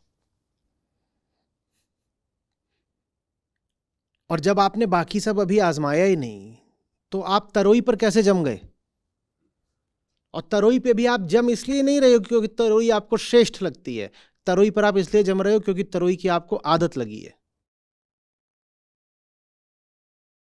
और वहां तरोई नहीं मिल रही है तो आप कह रहे हो दुनिया खराब है, होटल लुटेरा है, पता नहीं ये क्या दे रहे हैं, बेकार की चीजें, ये मशरूम, ये टोफू, ये क्या है, बेकार, एकदम कुछ नहीं रखा इसमें, दाम इतने मांग रहे हैं। ये हमारा जीवन के प्रति दृष्टिकोण रहता है। ऐसे हमें हमारा भविष्य बनाना होता है। अब वो गांव से निकला था, उसको बोले तुम्हें ले चल रहे हैं और ऐसी जगह ले जा रहे हैं जहां एकदम स्वादिष्ट खाना मिलता है, तो उसने कल्पना करनी शुरू की भविष्य की। अब वो आ रहा है होटल की और कल्पना कर रहा है भविष्य कैसा होगा। तो क्या कल्पना कर रहा है कि मेज पर क्या बिछी होगी? 70 तरह की तरोई। अंतर है, अतीत में तरोई कितने तरह की थी। अब वो कह रहा है बढ़िया कहीं जा रहे हैं खाने, तो कुछ आगे का होगा, कुछ और बढ़िया होगा। तो कह रहा है घर में एक तरह की थी, आगे कितने तरह की होगी, लेकिन होगी तरोई। ऐसे हम अपने भविष्य का निर्माण करते हैं। 70 से हम उसको गुणा कर देंगे, लेकिन तरोई को तरोई ही रखेंगे। अब वो कह रहा है लेके आओ तवे वाली रोटी, वो बोल रहा है मैं आपके लिए प्याज कुलचा ला दूं, लच्छा पराठा ला दूं। वो बोल रहा है अश्लील बातें बंद कर दो बिल्कुल, तुम क्या तुम इतने गंवार लोग हो कि तुम्हारे यहाँ पे रोटी नहीं मिलती? वो बोल रहे देखिए ये हमारी पूरी ब्रेड बास्केट है, ये मेन्यू है, 18 तरह की यहाँ पे ब्रेड्स हैं, बताइए कौन सी चाहिए। वो बोल रहा है बिल्कुल जो चूल्हे में बनी हो। बोल रहा चूल्हा तो है नहीं हमारे यहाँ। ऐसे हम अपने भविष्य की कल्पना करते हैं, और फिर जब अस्तित्व हमें वो नहीं देता जो हमें भविष्य से चाहिए, तो हम अस्तित्व को गाली देते हैं। भाई वो तुम्हें वो नहीं दे रहा जो तुम्हें चाहिए, पर वो तुम्हें उससे कहीं ज्यादा, कहीं बेहतर कुछ देना चाहता है।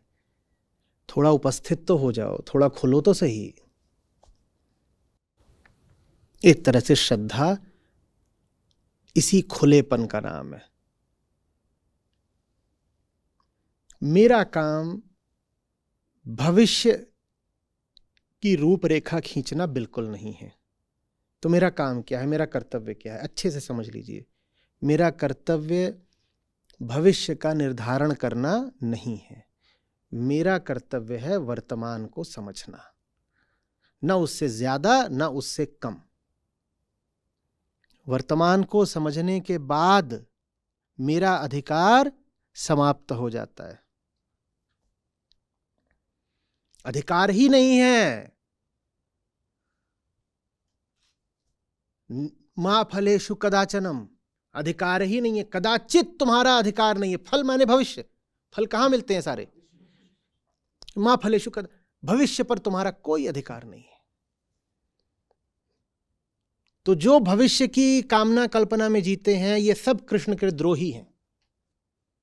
वो मना कर गए हैं कि मत करो तुम फल की कल्पना, अधिकार के बाहर की बात है, और आप वही करते रहते हो। तो कृष्ण द्रोह तो हुआ ना। वो कह रहे हैं तुम देखो अभी सामने क्या, उसको समझो, और फिर जो कर्म हो होने दो। कर्मण्येव अधिकारस्ते। फिर जो कर्म हो होने दो। न हमने उस कर्म की योजना बनाई, न उस पे बंधन बैठाया। हुआ तो होने दिया। कह रहे तुमने किया नहीं, हमने होने दिया। तुमने किया नहीं, हमने तो बस होने दिया। तो तुमने रोका क्यों नहीं? क्योंकि मा फलेषु कदाचनम, हमारा हक ही नहीं था उसको रोकने का। जो कर्म आत्मज्ञान से उद्भूत हो, उसको रोकने का हक हमें किसने दे दिया? हमें है ही नहीं। मेरा काम था, मालिक की गाड़ी निकल रही है, मैं सर झुका के ऐसे हो गया, गाड़ी निकल गई। मेरा हक ही नहीं था उसको लाल झंडी दिखाने का। मैंने नहीं रोका, मैंने किया नहीं, पर मैंने रोका भी नहीं। रोकने का मेरा हक नहीं। ऐसे जीना चाहिए। जो सामने है उसको समझो, और एकदम पल्ला झाड़ लो, आगे क्या होगा हमें नहीं पता। न पता है, न पता करना है। पता तो किसी को भी नहीं होता, पर कुछ मूर्खों को पता करना होता है।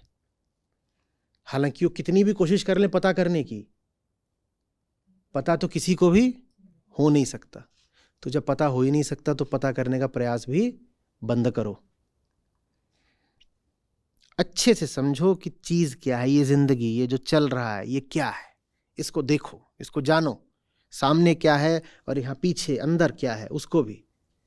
उसके बाद जो होता है होने दो।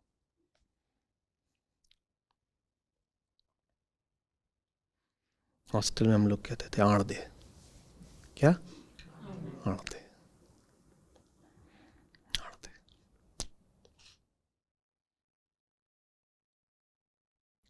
इसको मैं सब संस्था वालों को बोलता हूं ऐसे, इतना थक जाओ, इतना थक जाओ कि ऐसी गहरी नींद आए जिसमें भविष्य के सपने भी ना हो। सपने भी वो ले पाता है ना जिसकी नींद थोड़ी उथली होती है। वर्तमान में ऐसे डूबो, ऐसे संघर्षरत हो जाओ, इतना थक जाओ कि तुम्हारे सपनों में भी भविष्य ना आए। भविष्य के सपने भी वही लेते हैं जिन्होंने वर्तमान में चोरी करी होती है। वर्तमान से चोरी किए बिना भविष्य के सपने लेना, कामना लेना असंभव है। आपका सारा श्रम, आपके सारे संसाधन, ये सब किसके लिए हैं? जो भी सामने है। उसको देखो, समझो, उससे संबंध बनाओ, आवश्यक हो तो संघर्ष करो, वो सब आपका वहां व्यय हो जाना चाहिए। तो कुछ बचना नहीं चाहिए ना रात के लिए।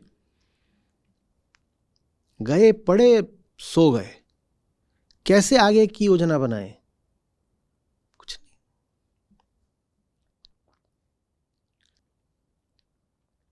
जड़ चीजों की योजना बन सकती है।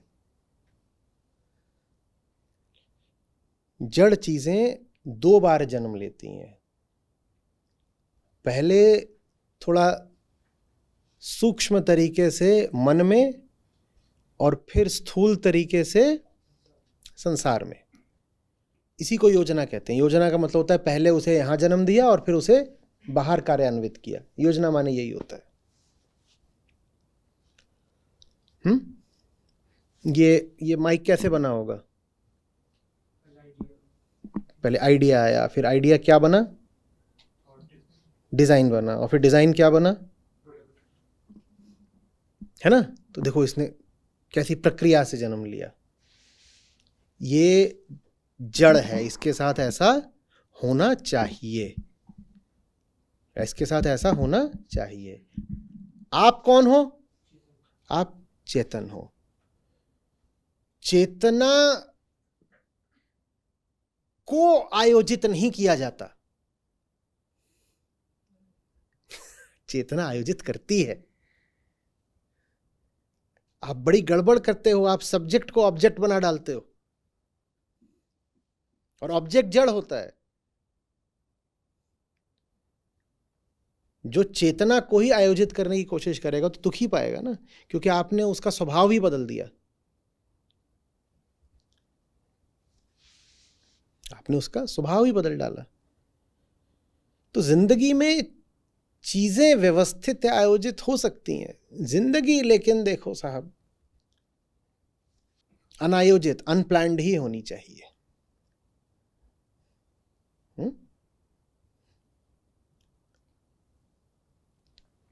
इसको ऐसे भी कह सकते हो कि जो बाहर बाहर की बातें हैं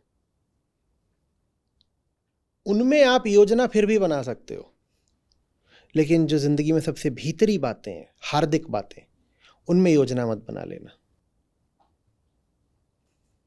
आप लोग यहाँ आए हो, बैठे हो, कुछ लोग शायद बाहर से भी आए हो, तो आप यहाँ आए हो तो आप कुछ साधन करके आए होगे। कोई गाड़ी करी होगी, हो सकता है कोई ट्रेन से आया हो, कोई फ्लाइट से, तो वो सब तो आप प्रबंध करके, मन योजना बना के ही आए होगे। आप अमेरिका से आई हैं, तो ऐसा तो नहीं कि आप ऐसे ही आ गई उड़ के, पहले से योजना बनाई होगी, छुट्टी ली होगी, प्रबंध किया होगा, टिकट करे, तब यहाँ आई आप। वहाँ तक योजना बनाना बिल्कुल ठीक है, पर योजना बना के यहाँ भी बैठ जाएं कि ऐसी बात होगी तो सुनूंगी, ऐसी बात नहीं होगी तो नहीं सुनूंगी, और मैं उम्मीद लेके आई हूँ, माने कामना कल्पना, कि ऐसी ऐसी बातें ही यहाँ कही जाएंगी, और मैं पहले से अपना प्रश्न निर्धारित करके आई हूँ, तो वो सारा जो टिकट करा था और व्यवस्था करी थी वो सब क्या हो गया? सब बर्बाद गया। तो अच्छे से पता होना चाहिए कि जीवन में जो कुछ जड़ है वहाँ योजना का स्थान है, लेकिन जहाँ मामला चैतन्य है वहाँ अपने आप को पूरे तरीके से मुक्त छोड़ना होगा। वहाँ पर प्लानिंग मत लगा देना।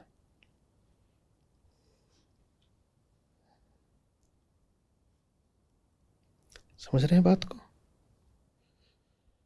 दोनों मामले गड़बड़ हो जाते हैं। जहाँ योजना बनानी चाहिए वहाँ ना बनाओ तो भी गड़बड़ हो जाती है, जहाँ नहीं बनानी चाहिए वहाँ बना दो तो भी हो जाती है। ज़्यादा बड़ी गड़बड़ कौन सी है? जहाँ योजना नहीं होनी चाहिए, माने कामना कल्पना ये सब नहीं होने चाहिए, वहाँ आपने योजना बना दी, वो ज़्यादा बड़ी गड़बड़ है। देखो, आपको कहीं जाना था, मान लो आप ट्रेन से आए हो, आप टिकट नहीं बना पाए, आपने ठीक से अपनी प्लानिंग माने योजना नहीं करी, आप किसी तरीके से जनरल में धक्के खाते हुए आ गए हो, तो चल जाएगा फिर भी कि एसी का टिकट नहीं था तो साहब जनरल में बैठ के आ गए, धक्के खाए लेकिन पहुंच गए, चलो 8-10 घंटे निकाल दिए। वो तो फिर भी तकलीफ हुई, पर वो तकलीफ शारीरिक है, बाहरी है।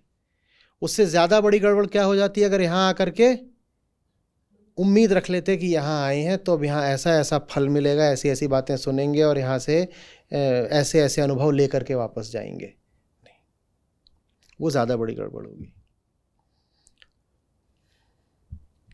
यहाँ हम बहुत मार खाते हैं, जहाँ पर हमें जीवन को छूट दे देनी चाहिए कि अब जो हो सो हो, वहाँ हम जीवन पर बंधन कस देते हैं कि नहीं ऐसा ही होना चाहिए। अब बंधन तुम कसते भी रहो तो भी जीवन आपके अनुसार तो चलने से रहा। बस ये है कि बिना बात का घर्षण पैदा करते हो जिसमें हार आपको ही मिलनी है। कोई है जो जीवन को हरा पाया है? हारोगे आप ही, लेकिन ज़बरदस्ती, क्या बोलूं उसको, पंकेबाजी। चरण स्पर्श आचार्य जी, एक छोटा सा प्रश्न है। अतीत की कल्पना और भविष्य की कामना से संबंधित। अब एक धारा बह रही है अतीत की, जो अगर इस वर्तमान में कुछ ना किया जाए तो वही अतीत तुरंत ही भविष्य बन जाएगा। तो हम ये चुनाव करते हैं कि कुछ नहीं करना है,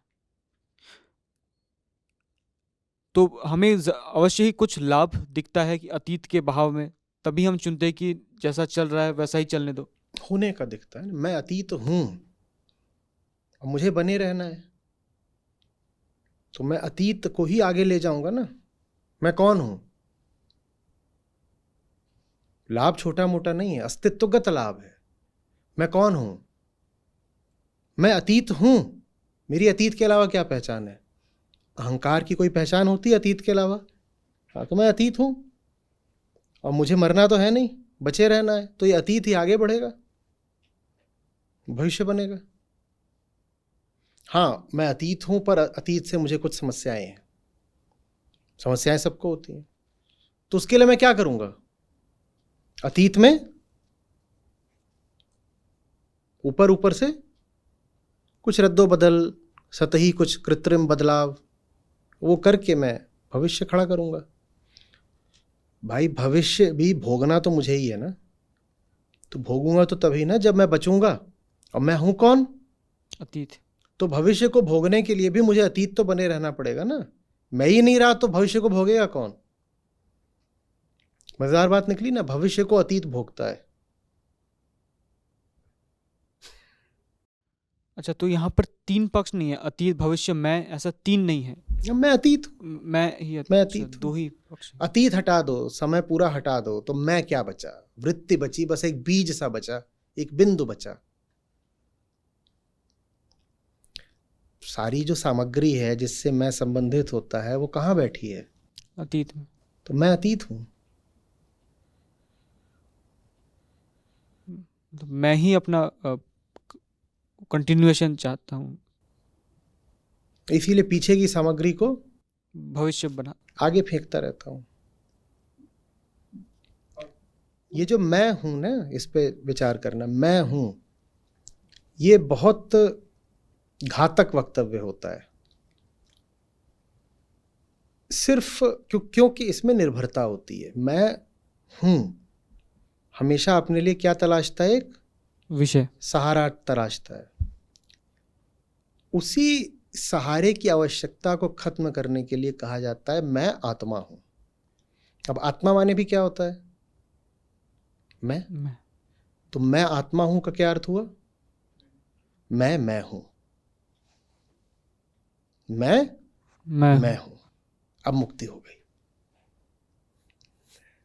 मैं हूं, मैं आत्मा हूं माने मैं हूं। अब कोई अतीत या कोई बोझ अब नहीं उठा के चलना। मैं कौन हूं? मैं हूं। इससे अच्छा होता कि बोल देते मैं हूं, पर वो बोलने में जान जाती है, लगता है कि क्या बेसहारा हो गए, कुछ नहीं मिला। तो मैं हूं कि जो निर्ममता है वो हमसे नहीं झेली जाती ना, तो उसके लिए आपको एक सहारा दे दिया गया ये बोल के कि मैं आत्मा हूं। पर अगर आप मैं आत्मा हूं को भी गौर से देखोगे तो यही दिखाई देगा कि वहां बोला जा रहा है मैं हूं। माने बात यही है कि मैं हूं, मैं हूं। ये कोई बात हुई? तुमने सब्जेक्ट ऑब्जेक्ट इक्वालिटी आइडेंटिटी खड़ी कर दी है। मैं हूं माने मैं हूं, बस मैं हूं और मेरा होना पर्याप्त है। बाकी सब जो है सो पड़ा होगा, हमें उसका कुछ ऐसा लेना देना नहीं है। ऐसा प्रतीत होता है कि आत्मा भी अहम के लिए है, ऐसा लग। हाँ हाँ हाँ, बहुत बढ़िया, बहुत बहुत बहुत बढ़िया। जब अहम आत्मा हो जाता है तो आत्मा की भी किसी को कोई ज़रूरत नहीं बचती। जब अहम आत्मा हो गया माने, आत्मा हो गया माने क्या, विलुप्ति हो गया, तो आत्मा की भी किसी को कोई ज़रूरत नहीं बचती। फिर किसी को आत्मा का उपदेश देने की कोई आवश्यकता नहीं, कुछ नहीं कुछ नहीं। बहुत बढ़िया। आत्मा भी किसके लिए, अहम के लिए ही, और क्या। नहीं तो बस मौन है, शून्य, कुछ नहीं। चूंकि मैं दुखी हूँ, इस वक्त मैं दुख में हूँ, तो इसीलिए मैं कहता हूँ, इसीलिए आत्मा होना पड़ेगा, तभी दुख से छुटकारा मिलेगा। तो मैं दुखी हूँ क्योंकि मैं कुछ हूँ, मैं कुछ हूँ, और कुछ होकर के चैन मिलता नहीं। होना क्या है, या तो ना कुछ या बहुत कुछ। तो ये ना कुछ और बहुत कुछ से छुटकारे के लिए ऐसे समझ लो जैसे एक डमी वेरिएबल है आत्मा।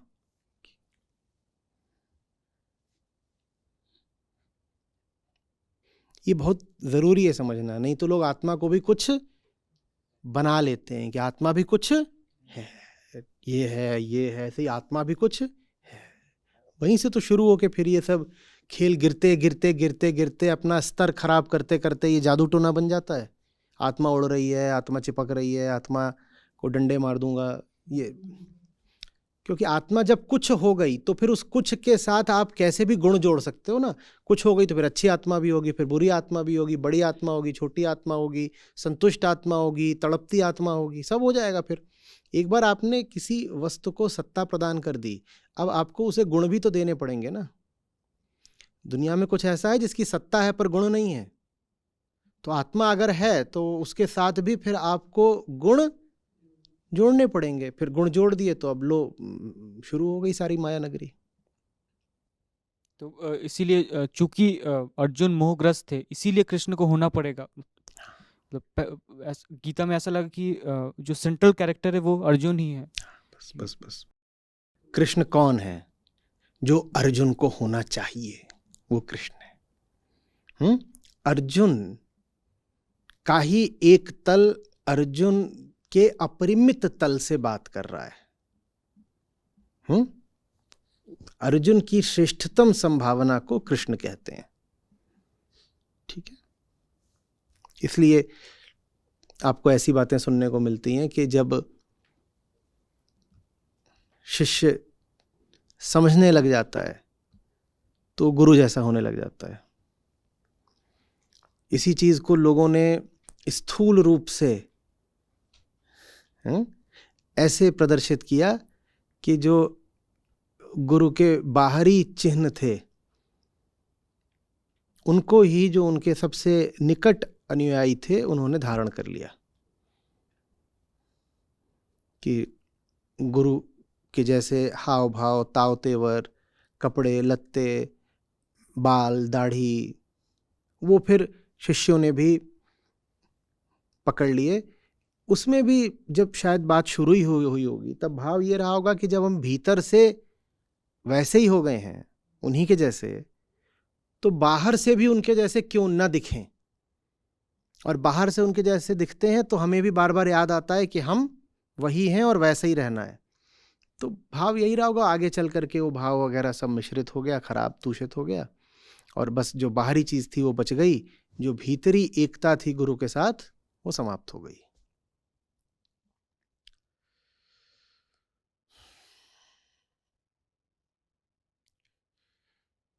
जो हमारी कहानी थी दिवाली,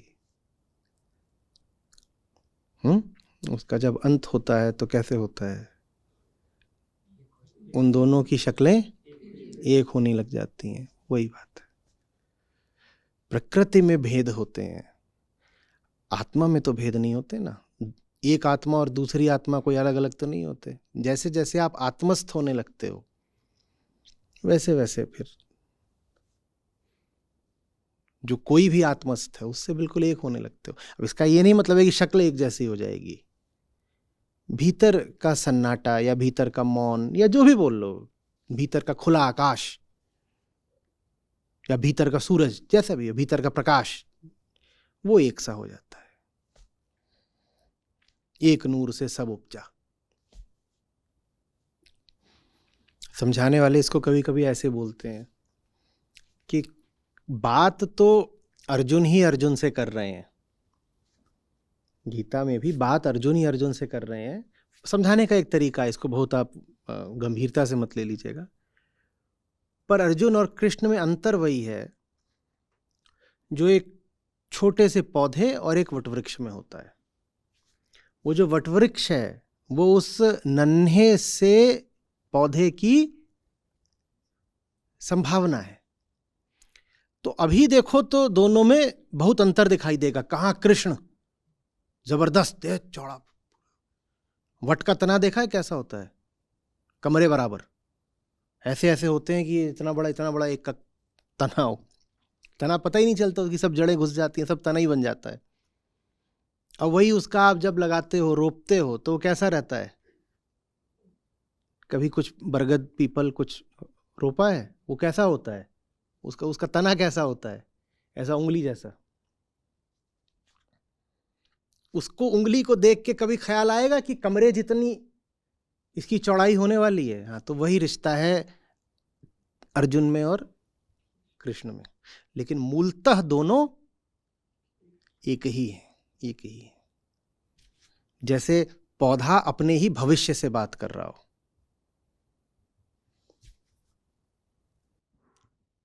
धन्यवाद। अकथ कथाया मन ही की, कहे कबीर समझाए।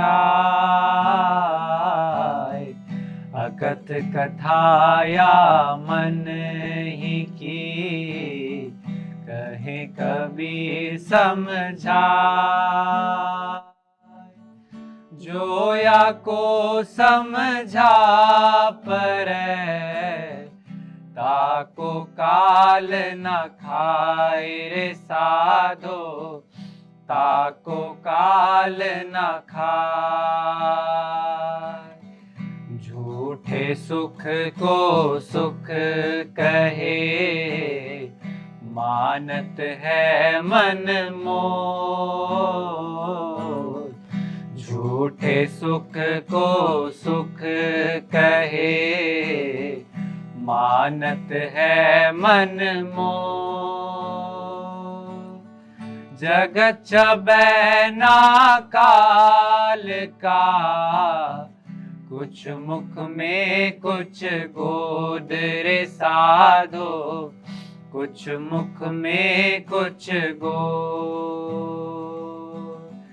तुलसी भरोसे राम के, निर्भय हो कर सोए। तुलसी भरोसे राम के, निर्भय हो कर सोए। अनहोनी होनी नहीं, होनी होए से होए रे साधो, होनी होए सो होए। चाह गई चिंता मिटी, मनवा बेपरवाह। चाह गई चिंता मिटी, मनवा बेपरवाह। जिनको कुछ नहीं चाहिए, वो शाहन के शाह रे साधो, वो शाहन के शाह।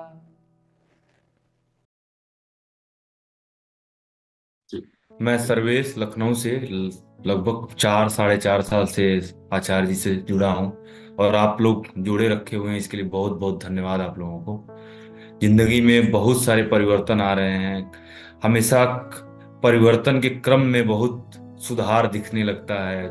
कुछ ऐसे संबंध इस दौरान बने कि कल का एक वाकया मैं साझा करना चाहूंगा कि साथ के ही सत्रों के साथ जुड़े रहने के साथी ने एक सुझाव दिया कि हम लोग आचार्य जी का साथ पाए हैं तो लगा है अध्यात्म, सही अध्यात्म क्या उधर बढ़ रहे हैं। पुराने पाखंड को छोड़े हैं तो सतर्कता इस बात का रखना है कि इन बातों को भी पाखंड वाली श्रेणी में ना डाल दें, वाकई उसको जीवन में ले आए और जैसे आचार्य जी बोल रहे हैं उसको जीना शुरू करें। तो देख के लग रहा था कि हाँ, सतर्क और होने की जरूरत है, जैसा आचार्य जी बार बार आचार्य जी भी बोलते हैं कि उसी इसको भी पाखंड ना बना लें जीवन में जो चीजें नहीं आ रही। आज का तो हर संसरता तो मतलब मुझे तो माइंड ब्लोइंग होता है कि उस दिन हर बार सत्र लगता है कुछ स्पेशल हो गया, जो हर बार संसरता वो एंड होने पे लगता है कुछ माइंड ब्लोइंग हुआ। तो आज का तो भजन बहुत ही प्यारा रहा है। इससे राम निरंजन न्यारा रे, राम निरंजन न्यारा रे, अंजन सकल पसारा रे,